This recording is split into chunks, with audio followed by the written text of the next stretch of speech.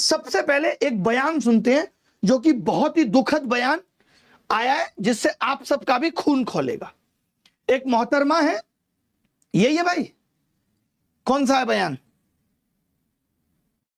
ये सुनिए साहब, मोहतरमा का बयान सुनिए, आपका भी टीचर साहब खून खोल जाएगा।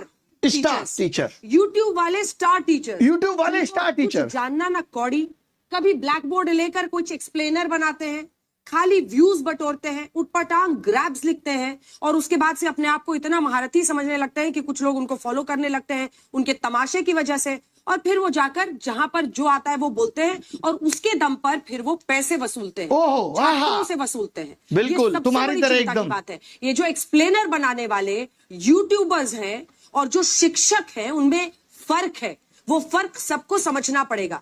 ये जो आकर पैसों के लिए अपना धंधा बना रहे हैं एजुकेशन को, वो एक तरफ है, और इसी वजह से स्कूल्स, कॉलेजेस, यूनिवर्सिटीज में पढ़ाई नहीं होती है। बच्चों से कह दिया जाता है कि भैया तुम कोचिंग सेंटर कोई ज्वाइन कर लो तभी तुम क्रैक कर पाओगे। ये कैसी व्यवस्था में हम जी रहे हैं? ये बहुत बड़ा सवाल है। आज बहुत बड़ा सवाल किया है मैडम ने कि जो यूट्यूब पे पढ़ा रहे हैं और जो शिक्षक हैं उनमें फर्क है। वही शिक्षक जिन्होंने OSM में कितनी गड़बड़ियां की हैं, उन्हीं शिक्षक की बात हो रही है। यूट्यूब का टीचर हम जैसे तमाम लोग जिन्होंने लोगों को पढ़ा करके सरकार के अंदर भेजा। सोचिए, वो मैडम कह रही है कि फर्क होता है। फर्क मैडम रियल मीडिया और आपके जैसी चाटुकारी मीडिया में भी होता है। पता है आपको, यह समझना पड़ेगा। जिस तरीके से आप कह रही ना व्यूज के लिए, आप TRP के लिए किस तरीके से स्टूडियो के अंदर घमासान कराती हैं वो दुनिया ने देखा है कि कोई लॉजिक नहीं, सिर्फ उलूल जुलूल बातें। ये पत्रकारिता है तुम्हारी, इसको नंबर मिलने चाहिए।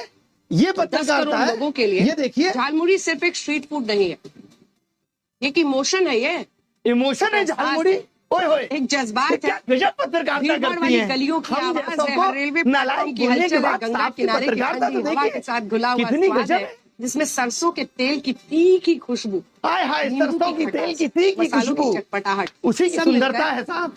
एक ऐसी कहानी बनाते हैं जो हर बंगाली के दिल में बस जाती है। जो आपने पोएट्री चिपकाई है ना, कसम से मजा आ गया।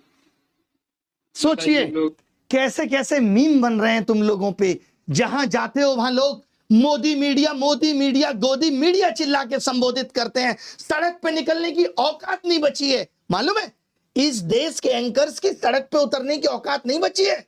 अब इनका जीवन स्टूडियो तक सीमित है। लोग गिरेबान पकड़ के पूछ लेंगे कि क्या कर रहे हो। आपको तो चौथा स्तंभ कहा जाता था।